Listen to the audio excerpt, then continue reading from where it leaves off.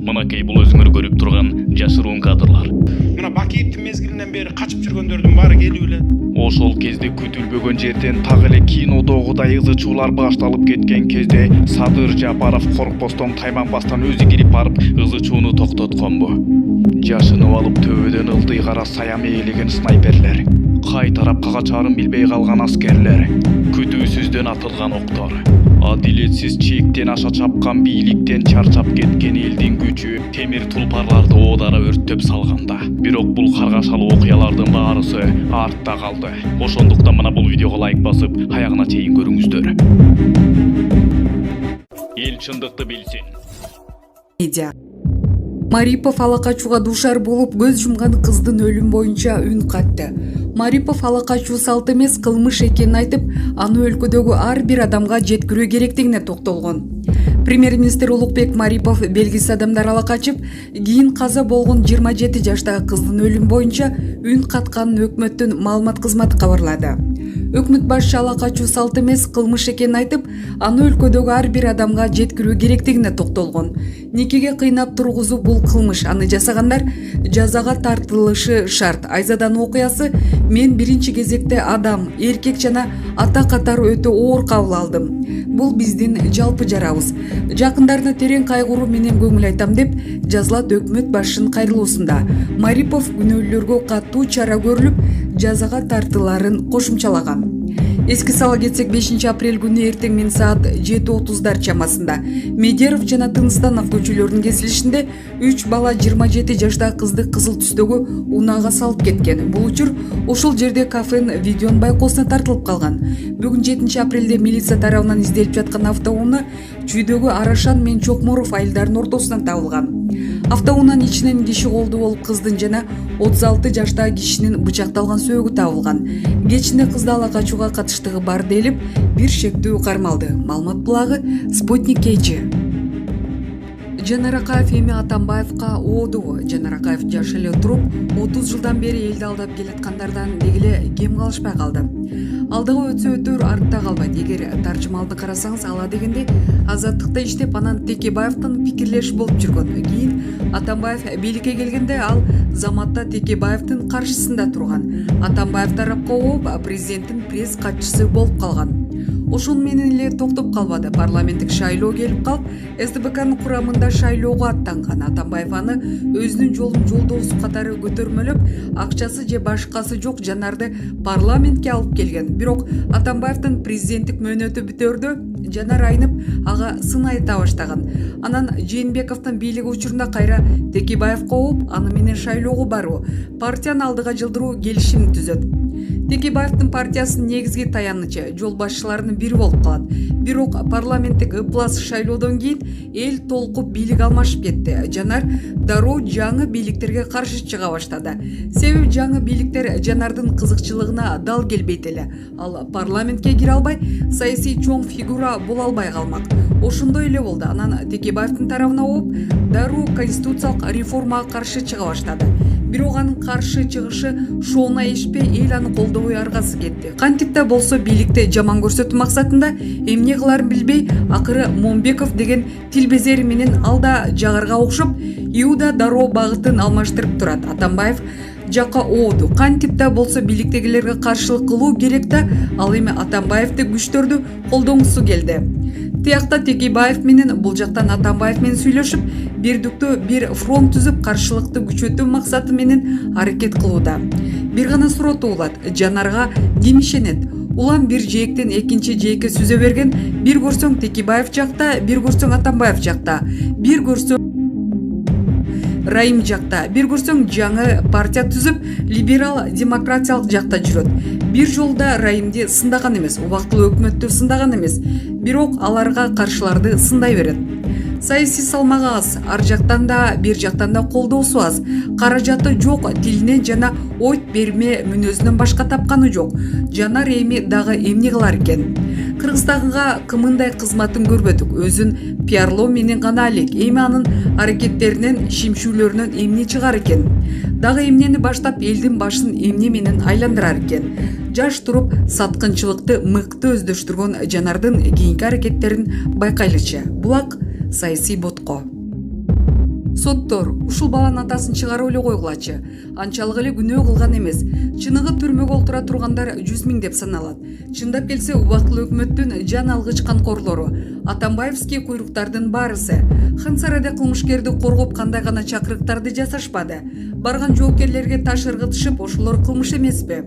Эгер эле кылмыш текшере турган аппарат ойлоп таап 120 депутатты салып жиберсе, почти что баарын кылмышкер деп көрсөткөн табло күйөт болуш керек. Азыркы бийликте деле 1 сумка акчаны түндөп, нарында налага чыккан Бекназаров, Шыкмаматовдор 5 октябрда Атамбаевдин этегин кармаган Казакбаев, Сурабалдиева, Момбеков, Жанар Акаевдор жүрүшөт. Түрмө бошоп калган болсо, ушуларды киргизгиле. Ал эми ушул наристенин атасын чыгарып эле койгулачы. Гумандуулук кылып дейт социалдык тармактын активдүү мүчөсү Шамурза Бөркулов. Садыр Жапаров: биз фашизмди жеңдик, бирок бүгүнкү күндө балдарыбызды тарбиялоодо уттуруп жатабыз. Бул тууралуу Садыр Жапаров өзүнүн Instagram баракчасында жазды. Бир нече бала жеңиш аянтындагы түбөлүк от менен ойноп, аны өчүрүп жаткан видеону көрүп, жүрөгүм оорду. Биздин балдарыбыз тарыхыбызга, баалуулуктарыбызга кайдыгер мамиле кылып, вандализмге барып жатышкан өтө кейиштүү. Мына жакында дүйнөдө 9 май белгиленет. Бул күн боордош республикалардын бардык тургундары сыяктуу эле биз кыргызстандыктар үчүн дагы өзгөчө күн. Бул биздин мурасыбыз, биздин азабыбыз жана сыймыгыбыз. Бул күндү биз эч качан унутпай эстеп турушубуз кажет. Жана мындай бале эч качан үйүбүздө, мекенибизде болбош үчүн колдон келгендин баарын жасашыбыз керек. Биз фашизмди жеңдик, бирок бүгүнкү күндө балдарыбызды тарбиялоодо уттуруп жатабыз. Жогорудагыдай окуялар кайталанбашы керек. Бул биздин тарыхыбызга, мурасыбызга жана ата-бабаларыбыздын эрдигине жасалган чыккынчылык. Албетте бул балдарды табабыз, бирок жазалоо үчүн эмес, аларга өз иш-аракеттеринин пастыгын түшүндүрүү үчүн табабыз. Коомубуз мындай балдар бар. Демек, биз же тарбияда, же билим берүүдө бир нерсени эстен чыгарып жатабыз, же бир нерсеге көңүл бурбай жатабыз. Андыктан биз ушул багытта көп иштешибиз керек. Балдар биздин тарыхыбызды жөн эле билип тим болбостон, ата-бабалардын эрдиктеринин баасын, баркын толук аңдап, түшүнүшү керек. Алар менен сыймыктанышы зарыл. Биз бул умтулуп жаткан маданий жана адеп ахлактык тарбия менен ажырагыс байланышта. Достор, быйыл биз улуу жеңиштин 76 жылдыгын жана улуу ата мекендик согуштун башталышынын 80 жылдыгын белгилейбиз. Мен бардыгыңыздарды бизди тынчтык дүйнөдө жашашыбыз үчүн өз өмүрлөрүн берген, ден соолуктарын курмандыкка чалган ата-бабаларыбыздын элесине жана эрдиктерине таазим этүүгө чакырам, деди өлкө башчыбыз. Маалымат булагы Назар Ньюс. Тажик президенти Эмомали Рахмон Варухка келди. Тажикстан президенти Эмомали Рахмон 7 апрелде Согд облусунда иш сапар менен жөнөдү. Бул тууралуу Азаттыктын тажик кызматы президенттин басма сөз кызматына шилтеме берип жазып чыкты. Маалыматка караганда, Рахмон Согд облусунда Ноорузга байланыштуу майрамдык иш-чараларга, социалдык экономикалык объектилердин ачылышына катышат. 10 апрелге чейин улана турган сапардын жүрүшүндө Исфара районундагы Кыргызстан менен чектешкен Варух айылына дагы барат. Рахмондун сапары Кыргызстандын улуттук коопсуздук комитетинин төрагасы Камчыбек Ташиевдин Варух анклав боюнча билдирүүсү эки өлкөдө тең кызуу талкууланып жаткан учурга туш келди. Ташиев 26 мартта Бишкектеги басма сөз жыйынында Кыргызстан-Кыргыз-Тажик чегарасындагы баш ооруга айланган Варух анклав боюнча Тажикстанга 2 сунуш бергенин билдирген. Алар Кыргыз тарап Варухтун аймагын ченейт жана мындан ары ал чоңойтулбайт.